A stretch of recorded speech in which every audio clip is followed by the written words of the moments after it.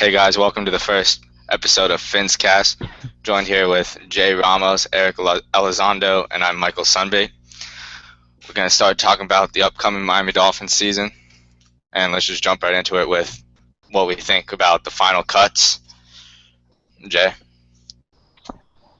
Final cuts, man. Final cuts. First thing that jumped out at me is Noel Hewitt getting on. I know the only person I can remember on Twitter, on Dolphins Twitter, that really loved him was probably Oscar. And, he's listed at 219 coming out, smallish guy. He's long, he's 6'2", and he's long, but the hype was for Mike Hull, and obviously Zach Vigil getting on. So he gets on for special teams and as a weak side linebacker prospect behind Jenkins, and interesting.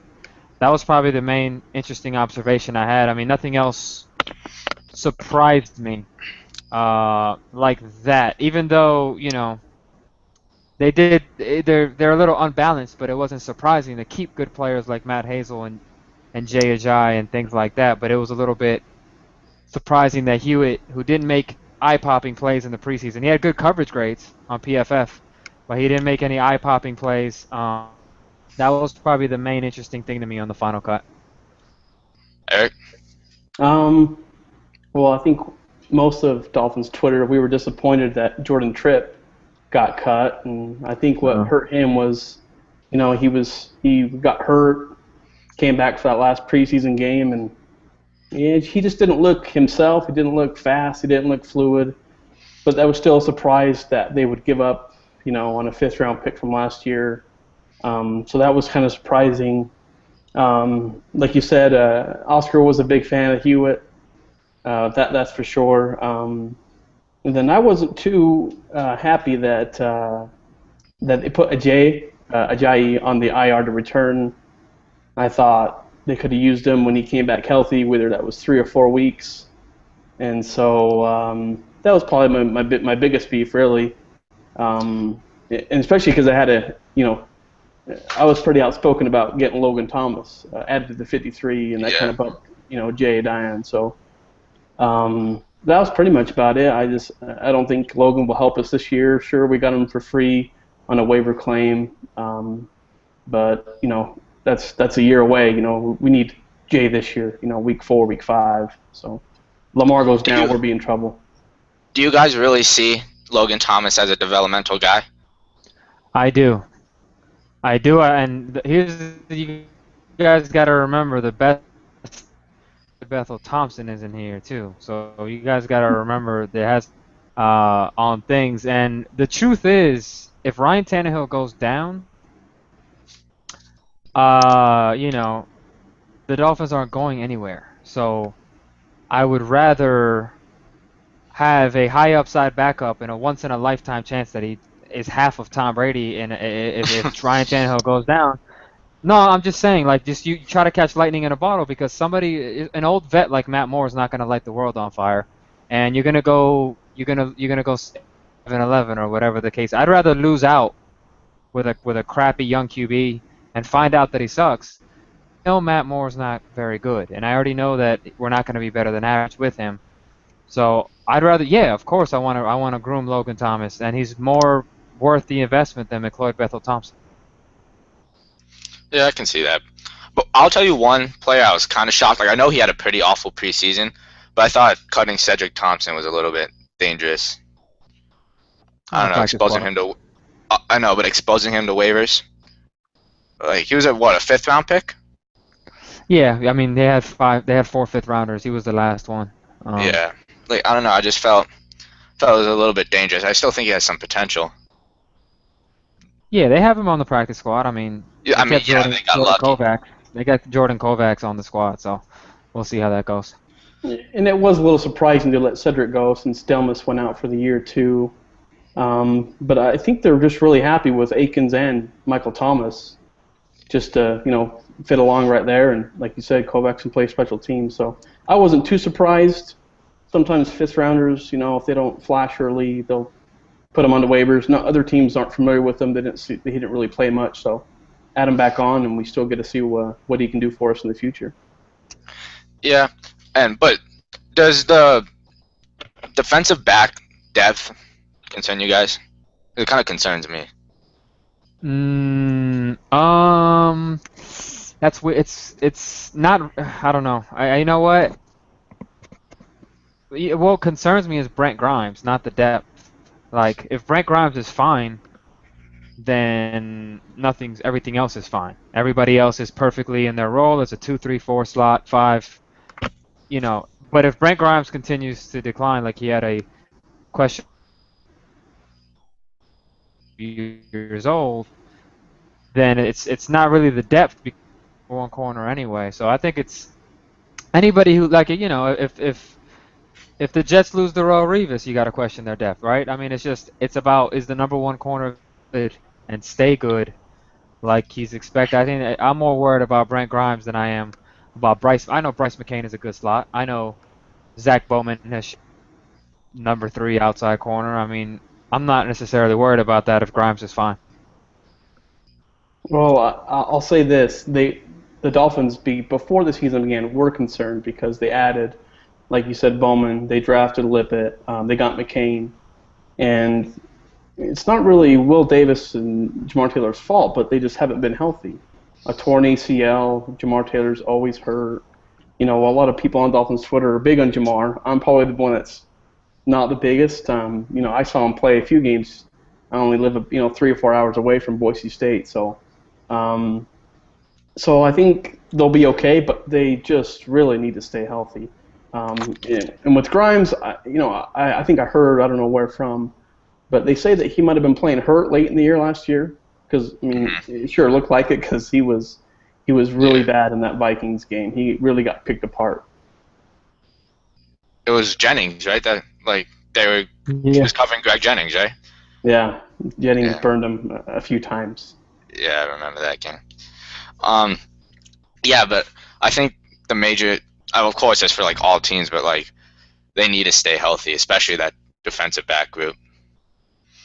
I mean, is it health or is it just Grimes, right? I mean, you can rotate secondary guys around. If Grimes goes down, then you have to force somebody to be a 1. That's when it. 2 of your depth players, Will Davis and Jamar Taylor, are made of glass. I mean, they get hurt when they step on the field. Right, but don't you think that if Brent Grimes is on top of his game and they're only throwing to one side of the field, you can rotate Bryce McCain and Bowman and be fine? And the pressure up front, I mean, I just don't. I think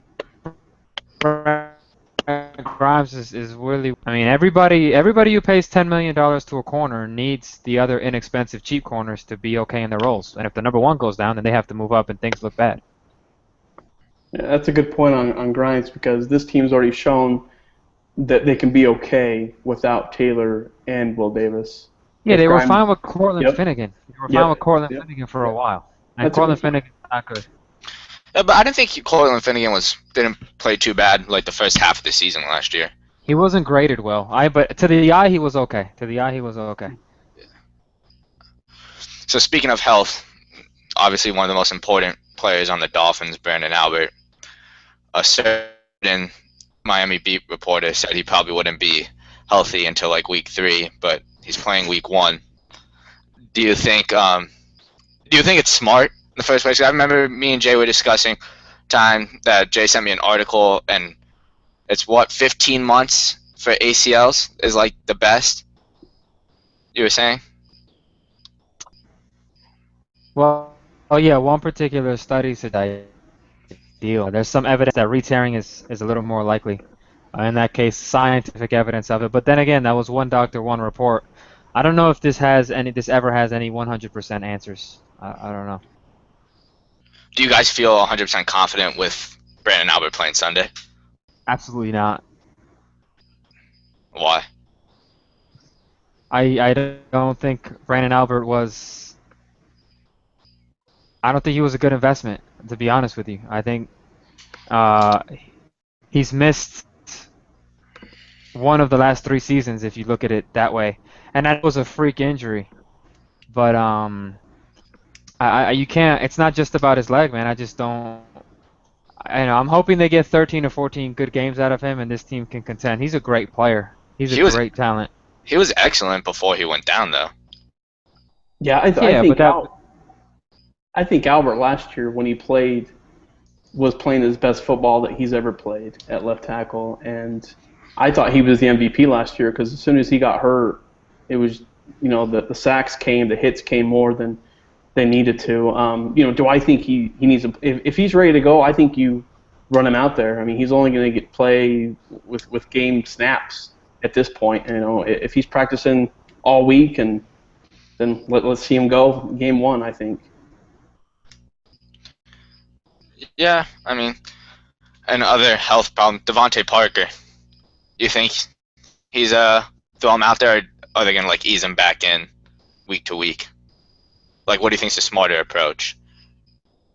I'm on the opposite end of that. I think he's 100%. I think the timetable was 2 months. It's been 3 months, and it's something that he's pain-free on. It's not like it's, he's pain-free. I mean, if he's gonna get hurt, it'll happen now or it'll happen in 3 months. I mean, he's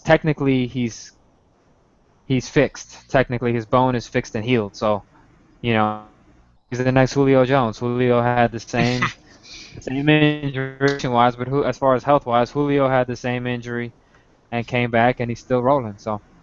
Demarius Thomas too looks like he had the same injury too, so that's a good call. I think you throw him out there. I don't know if he'll play a lot of snaps right off the bat, but I think they'll have some package plays for him. But he looks ready to go. I say play him too. They said on Twitter, Adam Beasley and Armando, they said the plan has gone good according to plan. So let's see him play.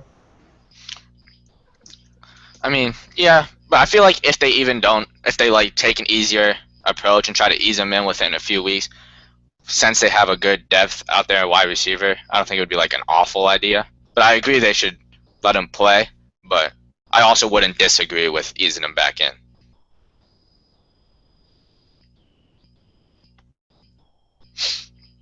So this Sunday, what do you guys think? Going into the Redskins game. Man, this defensive line, man, it's so much fun to watch. I'm sitting there watching Jordan Phillips in the preseason, and I love that pick from the get-go, man. But it's so much fun, man. Terrence Fede, Derek Shelby. Fede made the team. Terrence made the team. Oh yeah. Oh yeah. Easily. I thought he got cut. No, I'm thinking of Anthony Johnson. No. I mean, you think of the second team of AJ Francis and Jordan Phillips and Derek Shelby, by the way, who's going to be a free agent, and the Dolphins have to be creative about how they approach this, because I would almost rather keep Shelby at half the price than paying Vernon, and then Fede coming on with those starters. It's going to be so much fun, man. I think Dolphins have two good linebackers. I'm not as worried about it as others are.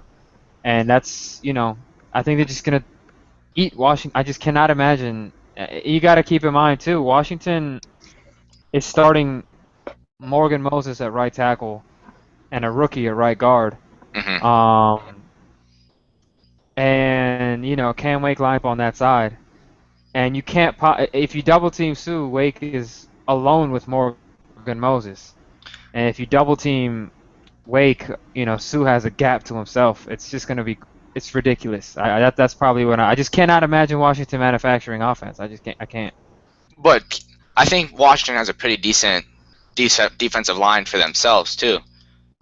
So that's why I don't think it's going to be that big of a blowout, as some people are saying. Because, I mean, the offensive line is still a test, Yeah. Go ahead, B. No, go ahead. No, I watched a little bit of the Redskins already, just to kind of, I wanted to gauge what they brought, and their center, he got worked by Baltimore's defensive tackles. Yeah. And I think Miami's defensive tackles are going to do the same thing. Inexperience on the right side. I know Moses is getting a little bit better compared to last year, but I think Wake is going to be too much. Sue's going to be way too much, and I think that's where the game's going to be won. As far as Miami, Washington does have a pretty good defensive front, but I think they've just been accustomed to game planning around that, and now that Albert's back, Pouncey's back at center, I think we're only a much better than we were last year to begin with. So, I see us, Miami, us. I see Miami winning, pretty good. 10, 14 points is what I see. Yeah, I can see 10 points. But since we're playing Washington, I'm just curious of your opinions. What do you guys think of the whole debacle over there regarding their quarterback situation? Oh man, it's just the one thing you want from an organization is consistency and process. And they don't have somebody can't lose. You cannot be fully 100% confident in somebody, and 3 weeks should not be enough, to make you lose confidence in them. So they're not very consistent in their decision making. That's really the only way I can go about it. It's not about RG3 being bad. It's just about being consistent and riding him out. And Kirk Cousins is not good at all. I think Colt McCoy is better than him. So it's really a humongous PR night. I mean, I don't have anything to add other than what we already know. They're a nightmare. Does Jay Gruden have the hottest seat in the NFL? Yes. Has to. Joe Philbin surprisingly has a real cool seat right now. The press is so heavy. You think Philbin has a cool seat right now? Right now, yes, he does. I mean, it's just season. I don't see people saying, "Oh man, we're not so much positive press," which is appropriate because he's not a very engaging leader. So you put Tannehill and Sue's face on things, and everybody's excited about the talent. And surprisingly, I mean, everybody thinks the Dolphins are going to be good. Obviously, if they lose, he'll get a hot seat. But everybody thinks they're going to be good, and he'll be fine. So that's kind of the notion right now nationally.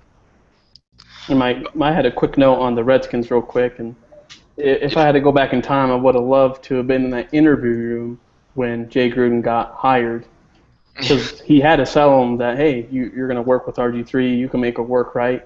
I mean, he had to say yes, I'm going to do what I can, but they should have just gone a different route, or he should have just been honest and said, I'm going to give RG3 this year. 2015 comes along, I want Kirk to beat my guy if RG3 doesn't improve. So it's just a headache right now. But I don't get keeping RG3 on the roster if they're not going to play him. Shouldn't you get, at least... I mean, I'm sure you can still get something for him, right? In a trade? Yeah, it's a tough call. I don't know how that'll work out. I mean, he's probably still viewed as an asset, but I don't know. Let's think about who would do that. I mean, maybe Houston? Buffalo. Okay, maybe Buffalo. I mean, I guess a couple teams. RG3 looks broke right now, so I mean, teams want him for free. They don't want to give up a pick for him, probably. Yeah, I mean, I don't know. It's just so mind blowing to me about how his career has gone. Because I mean, he was great. His rookie year they made the playoffs, right? Mm-hmm. He was great at a few things, and that shined because the system accentuated it, man. They for some reason, I understand why they tried. They wanted to change the offense and make it more traditional, and he couldn't translate. Yeah, Kyle Shanahan was perfect for him, and I think what happened too is RG3 style play. It wasn't sustainable the way he was playing, kind of reckless, taking hits and being exposed to injury. So it caught up, and then he didn't want to. The Shanahan family left him, and it just got worse from there. Going back, we got a little bit off topic for what I was going to say, but going back to what Jay mentioned about Wake being teams are going to be double covering Sue and leaving Wake one-on-one. Do you think Wake has the potential to have possibly his best season this year? Yeah, I mean, the thing about the Dolphins is they always line him across from the right tackle, and um, they give him the opportunity to. He's so fast and he's so explosive. Typically, a right tackle is not as quick and agile as a left tackle. They give him a lot of opportunities, and the thing is, he's in the past a lot of backs and tight ends would come and chip him, and their attention would really be on him. So he's going to have basically a clear shot. I mean, I cannot imagine an offensive coordinator on earth that would say we're going to single cover Sue and roll the dice. So his best season, he's so.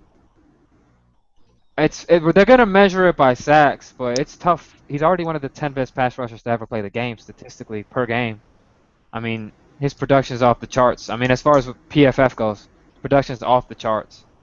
So I don't think he's going to beat Jason Taylor's club record, 18.5 sacks. I don't see that. I don't think he'll do that.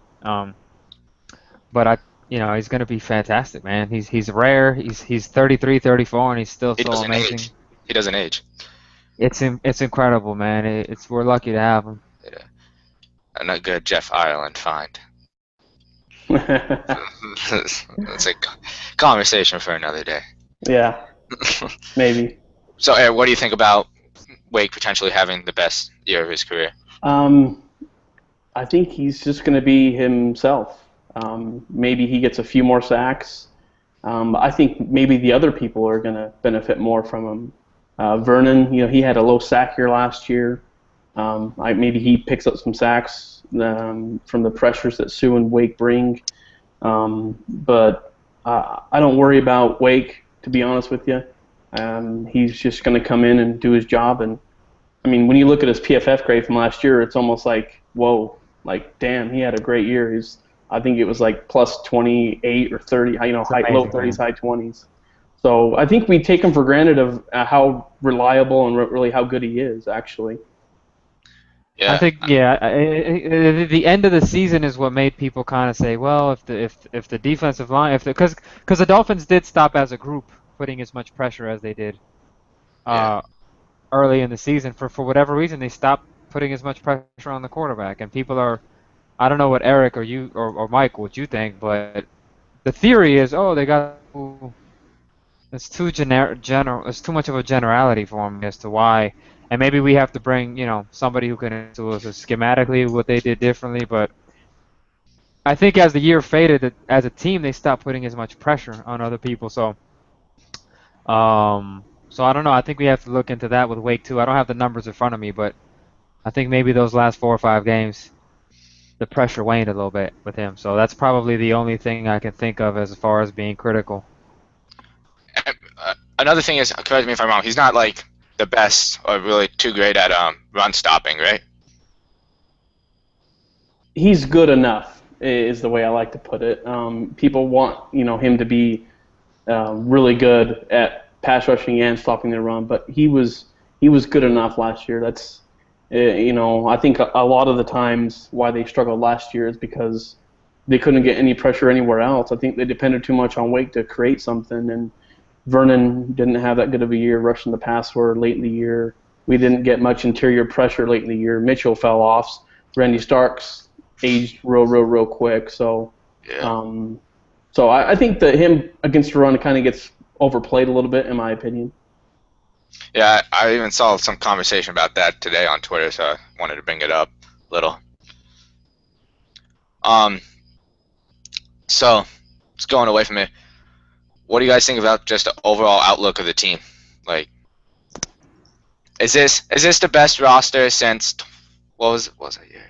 2011, 2010, 2010? I mean, I'd say some people said 2006 or 2008. I guess people say. Yeah. Where does this rank in the past decade of the best Dolphins record? Dolphins team. I don't buy 2008. I mean, they won, but they weren't. 2008 wasn't as good as 2010 on paper, or 2002 and 2003. So, 2010, if you remember, I mean, we just needed Chad Henne to develop. But you had Brandon Marshall, Brian Hartline, Devon Bess in the slot. Ronnie Brown, and as usual, a good defense. So probably since 2010, I'll say. And remember, the Dolphins had that big game against New York on Monday night, and 2010, and Chad Henne, it got When off to a Ginn good start. when Ginn abused Revis on that deep play. That game. Yeah. So this is since 2010. They have a good team, a real good team. I like the Sue investment, even though they overpaid. I accept it because I accept it. It's the most important position on defense to me. Or just in general, the defensive line. I accept it. And Tannehill is the best quarterback since you know who. So it's a really good time.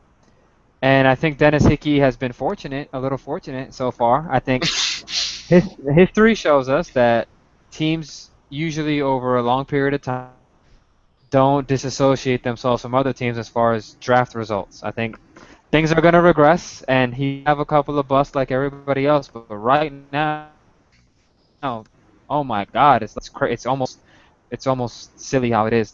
Hickey's first two drafts are beautiful. So it's just, I don't know. There's not a lot of negative to say. People can complain about depth, but that's just the way they constructed the team and the salary. And that's the reason you have Ndamukong Suh and Ryan Tannehill and Mike Pouncey and Brandon Albert and Brent Grimes. So you can complain about depth, but then don't go asking for Suh and Tannehill. So that's how it works. It's as good, man. It's just great. It's probably better than 2010 and 2006 and the others because there's a quarterback there. So I don't think they're better on paper, but having a quarterback flips the balance. Yeah, and I'll play devil's advocate a little bit here, but I mean, I do like the roster. But playing devil's advocate, it's a young roster. Yeah, that's what a lot of people say. It's one of the youngest. Top 5 youngest, I think. There you go, top 5 youngest around the league. The only thing I said this on Twitter the other day. The only thing I really like about us being the youngest roster is that we have experience at premium positions, defensive end, Cam Wake, defensive tackle, Sue, quarterback, and he's it's his 4th year now. Wide receivers, we got Jennings. Juice plays like a seasoned veteran. We got Rashad Jones back there, important positions. So that's what I really like. Left tackle Brandon Albert. So that's what I like about the experience at those premium positions, even though we're a young team. Everyone talks about how great the defense is going to be, but do you think the offense? Are you more excited about the offense or the defense? As you said, is the offense better than the defense? Yeah, as an overall unit. I mean, I know it's hard to compare. Or what excites you? I think so. Both. What excites you, and what do you think is better? I think the offense is going to be better because the offense has 0 holes. The offense has 0 holes, and the offensive line's not a problem. The offensive line's not a problem because Brandon Albert is there. It's technically a very good offensive line, and Dallas Thomas is a fine at left guard, and Jamil Douglas is fine at right guard, and speaking of having veterans at key positions, the Dolphins' liabilities are at weak positions that are less important, and so it's okay to have a rookie kickers and mediocre guards. Teams don't lose because of that, man. I mean, so they're fine. Albert at left tackle. You have James developing at right tackle. He's not great yet, but we're pretty confident in that.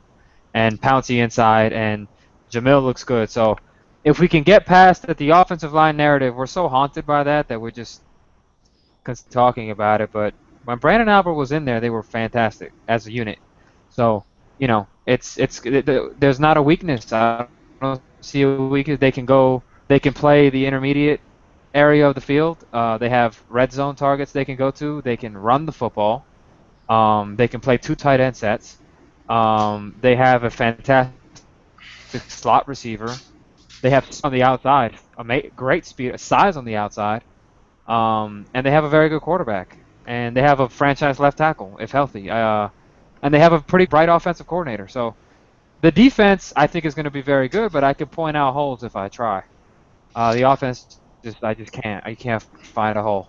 I think people make a little bit too big of a deal about the linebacker core. I think having such a dominant D-line helps it. And I mean, you don't need these great. And I don't even think the linebackers themselves are that bad. I mean, Jelani was great last year. And I mean, you know what you're going to get from Misi. The only thing is Kelvin Shepherd, and all we got to do is hope that Vigil just comes into a starting role soon. It's not, but it's not. They're gonna play with a lot of two linebackers a lot of the time. So if I'm with Cole Amisi and Jelani Jenkins, I'm fine. Kelvin Shepherd playing one or two first two downs for most of the game isn't gonna hurt. Linebackers are fine, man. You're right about that. Yeah. So I mean, oh, sorry. I just wanted to chime in. I'm excited about both offense and defense, kind of what you stated before. And I saw a tweet, and I kind of mentioned it today, but it said that Miami's offense last year ranked 7th in the DVOA type of metric that they use, and the defense was 17th. And so people think about how bad the line was last year, but the offense was still pretty decent, kind of fluid all through the whole year. The defense just kind of took a major dump, the last 7-8 games. So I'm excited for the offense more than the defense this year. Tannehill another year in Lazer's offense. They just I think they're going to be more aggressive this year. They kind of showed that a little bit later last year. So I'm excited for the O. Do you think Tannehill, they move Tannehill more like running wise? I think they do the same as last year. It's a weapon. I liked when they used it, so I like when they utilize them. They even showed it a little bit in preseason. I was actually surprised. Looks like James laid someone out on the right side, so yeah.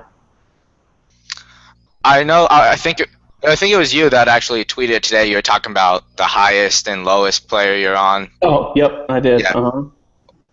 I was going to talk about that. Who are you highest on and who are you lowest on, Eric?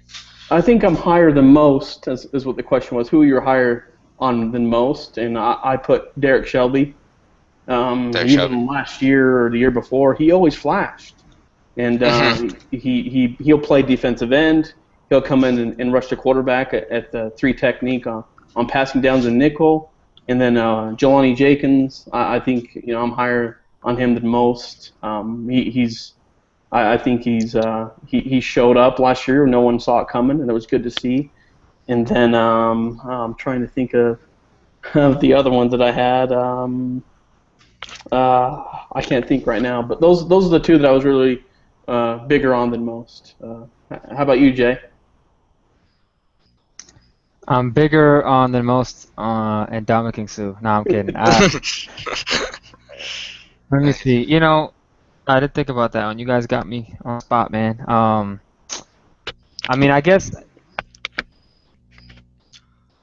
I'm not really a Jamar Taylor guy. I'm kind of like Eric. I'm like, he's good, man, but I'm not like really sold on that.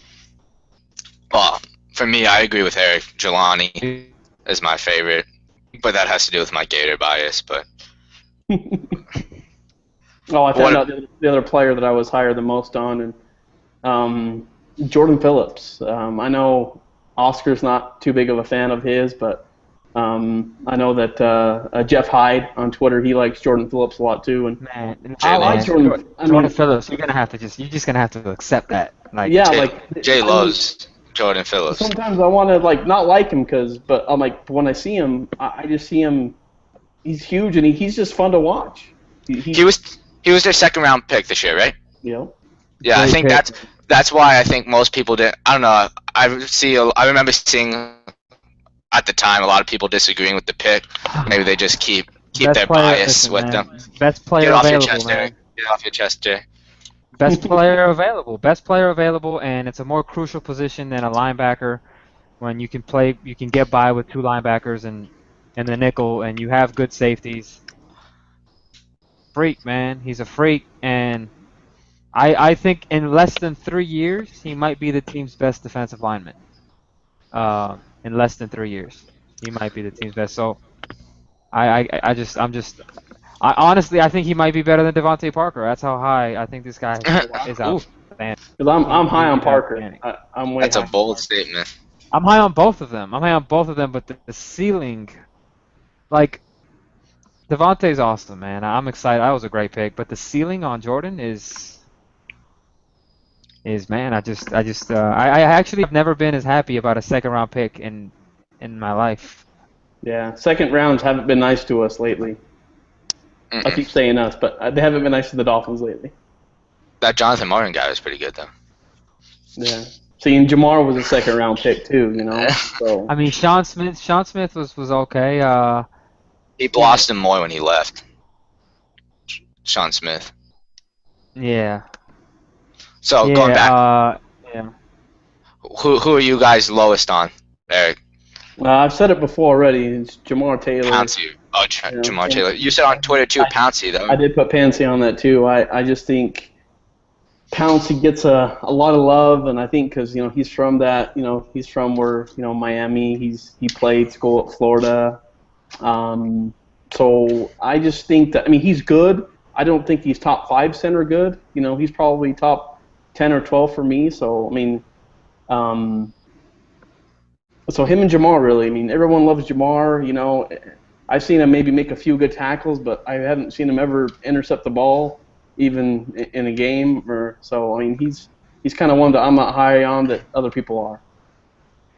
Jay, who are you lowest on? He's saying that he's saying that a couple weeks after Jamar had the big pick 6. No, but I understand what you're saying.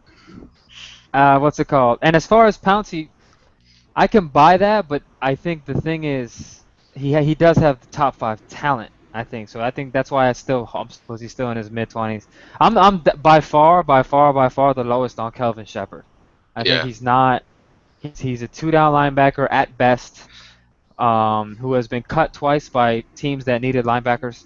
I think he's from LSU and he's a former 3rd-round pick and he's big, and I think that's what's kind of appealing about him. But Zach Vigil, I think, should be the starter over him, if only to find out, because Kelvin Shepherd is, he'll be off the field on 3rd downs and they'll be fine, but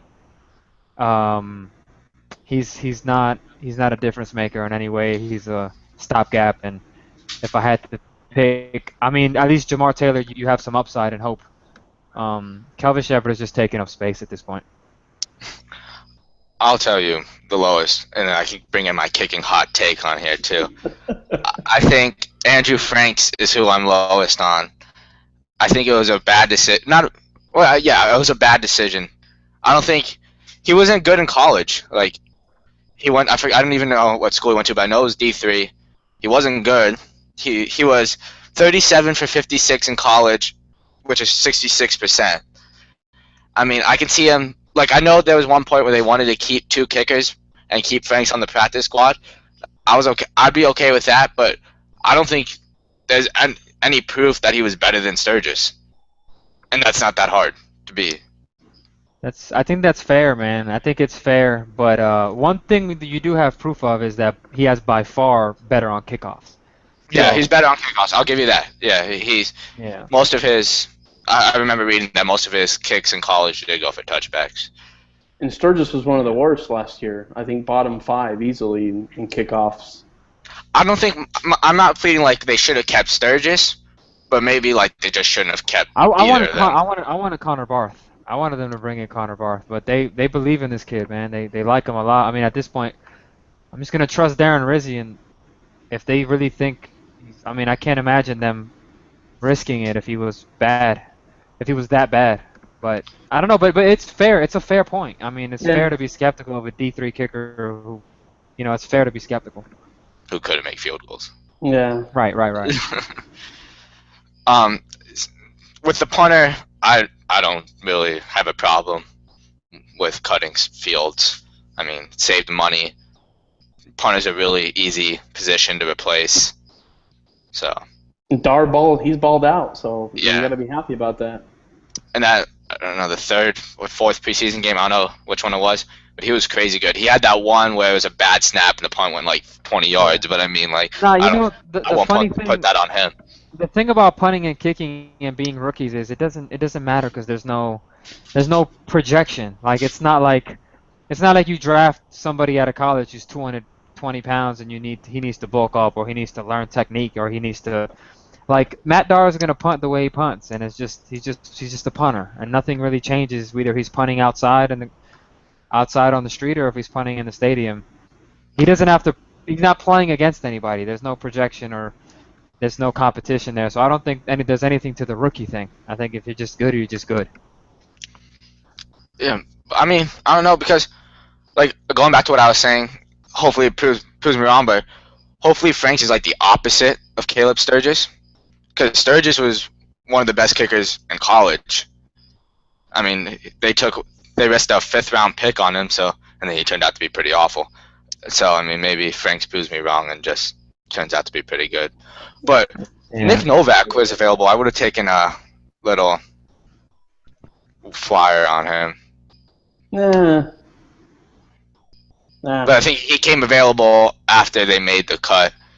So, I mean, I'm not blaming anyone for that, but my personal opinion. Yeah. No more kicker talk. Yeah, no more kicker talk. But, all right, before we wrap this up, let's talk score predictions and season predictions. Eric, score predictions for this Sunday. All right, three things actually. Score predictions for this Sunday, breakout player for the year, and season prediction, record-wise.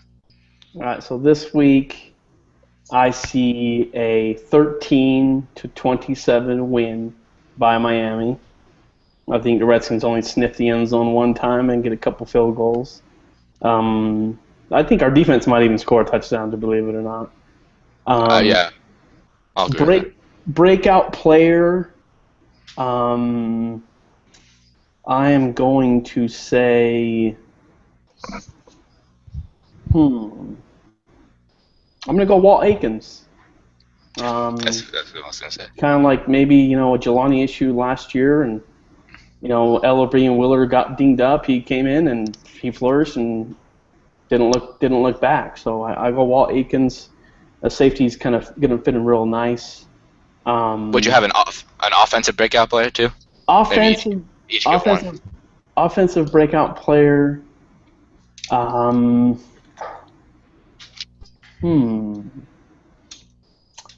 gonna go with.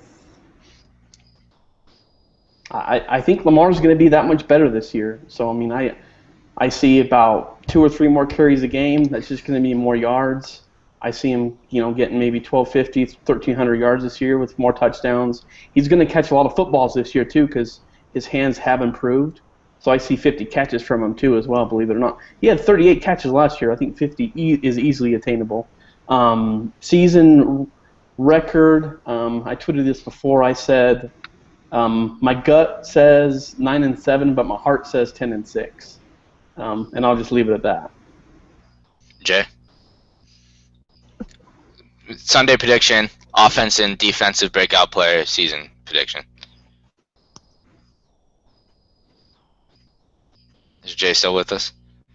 We might have lost him. We might have lost Jay. All right, well, I'll go. You go ahead, yeah. Yeah. Sunday prediction, I'll say 17-10 or 20-10 Dolphins. I think the Redskins will get a touchdown, probably Deshaun Jackson, make something out of nothing type of thing. Breakout player, I agree with you on defense, Walt Aikens. On defense. On offense, I think Rashard Matthews. I think he ends up getting more snaps than Kenny Stills and Greg Jennings towards the end of the year. And I think he ends up breaking out. And then for the season, it all depends on the start, to me, honestly. Yeah. Because, I mean, it's a brutal end to the season, but almost a cakewalk to start the year. And I think they need to start 4-2, 5-1 to even have a chance at the playoffs. Yeah. So my heart thinks they will start 5-1. So I'll go 10-6 and get a wild card spot. Yeah, me too. Wild card. Yeah. And then end the long drought. 2008 drought. Oh, there we go. Jay. Well, maybe we'll get Jay back. Jay, you still with us? Jay. He's on mute. You hear me? You hear me? Yeah. You hear me? Now I'm here. All right. Jay, we want your Sunday prediction, offense and defensive breakout player, season prediction. I think they're gonna win 24-10 on Sunday. Um, Defensive breakout. I'm gonna go Terrence Fede. I'm gonna go Terrence. I think he's Transfer. gonna get in the rotation for real. Yeah. I mean Shelby's a cool pick for that too, but I'm gonna go Fede, man. I think he's gonna get real snaps. And between Fede and Shelby, they'll make it easier to let Vernon go if it comes down to that. If you can't get the restructuring you want from the veterans. Um, and on offense, I'm gonna go Dallas Thomas. I'm just gonna go Dallas Thomas. I'm just going to assume I'm gonna go on a limb and say he's going to be slightly above average. Oh Slightly. wow. I'm gonna go out on a slightly. I'm gonna go out on that limb. He's proven. I mean, he's proven he can pass protect at guard. All right. Now if he can just use that athleticism to fit in this scheme and be a little better against the run. Um, let's just say he's going to be a slightly above average left guard, which is a good return on investment. And as long as he's not playing tackle, he's fine. So I'm going to say that. I mean, I don't think Deion Sims is going to get a chance or Rashard Matthews are going to get a shot to touch the ball enough to break out. It's just too many. Well, you missed mine many while you were gone. talented players. Rashard Okay. Matthews is my breakout player. Yeah, I just can't imagine. There's too many. I mean, somebody would have to get hurt, and hopefully not. But there's I so just much think talent. I just think in limited time he'll outperform Greg Jennings and Kenny Stills. Man, I don't know. I'm a K Stills guy, so we're gonna have to see how that goes. And Yeah, I was a K Stills guy going in, but now I don't know, for some reason I'm having some doubts. Maybe I don't know what it was. Don't doubt. You didn't see much of him in the preseason. He didn't play a lot, but you didn't see much when he did. I mean, he was hurt. He was hurt, and also remember that Greg can play anywhere. So that's the thing, man. I mean, if he can play slide, he can play outside. I mean, it's a little tough. And Kenny is a specialist. Like Kenny is gonna be in that one role. He's gonna run two or three. He's gonna run 2 or 3 routes, and he's going to keep the field spaced out. I mean, Richard has the talent, so it's just so deep. It's so deep that But if you think he's gonna play over Kenny, the thing is, he's not taking Richard's snaps per se. Like I don't know, man. Kenny is the spacer. He's the deep guy. He's the only guy who plays that role on the team. So like he's not gonna be top 3 or 4 in targets, but I think his role is safe. Like I think he's safe in his role because he can do something. I mean, maybe Devontae too, and the other guys could, but he's the one guy who has that elite trait, that elite speed down the field. So I think he's safe in his role. yeah, it's a lot of mouths to feed, and I think they'll use Cameron deep too. I think we all like Rashard's talent, though. I mean, on any other team, he'd be number 3 easily. I think on a lot of teams. And to bring up your Dallas Thomas thing, I think he played really, really well this preseason. I was really surprised watching him over and over. So I like that, and he was good at guard. I watched him at guard. I think I rewatched the game the other day, San Diego last year. He was more than serviceable at left guard for sure. Yeah, hey guys. I mean, listen. I mean, technically he beat out Jamil Douglas, and Jamil Douglas was coming on strong. And he beat him out. He beat him off fair and square to the point where Jamil had to just at left guard, and we were too hard. I mean, I think the whole thing was it's one of those things sometimes where a guy is unlikable. Kind of maybe like Mario Chalmers with the Heat type of thing, where it's like you made a few big mistakes and everybody yells at you and everybody hates you. And why was this guy playing tackle in the first place? I don't know, but of course, man. I mean, if you